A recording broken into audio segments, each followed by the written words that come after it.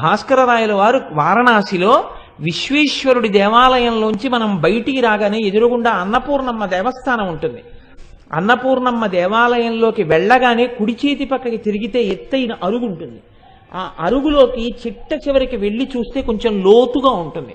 అక్కడ మెట్లు దిగి కిందకెడితే శ్రీచక్రేశ్వరుడు అని ఒక శివలింగం ఉంటుంది. ఆ శ్రీచక్రేశ్వరుడు అన్న శివలింగం ఈ సందర్భం జరిగిన తరువాత, లలితా సహస్రనామ స్తోత్ర వ్యాఖ్యానం పూర్తయిన తరువాత భాస్కరరాయల వారు ప్రతిష్ఠ చేసినటువంటి శివలింగం. నేను కాశీ వెళ్ళినప్పుడు నాతో వచ్చిన వాళ్ళందరినీ ప్రత్యేకం ఆ శివలింగం దగ్గరికి తీసుకెళ్ళి ఈ విషయం చెప్పి పొంగిపోయి ఆనందపడిపోయి ఆ శివలింగం మీద 4 తుమ్మి పూలు వేసి పరవశించిపోతుంటాం. కాబట్టి అంతటి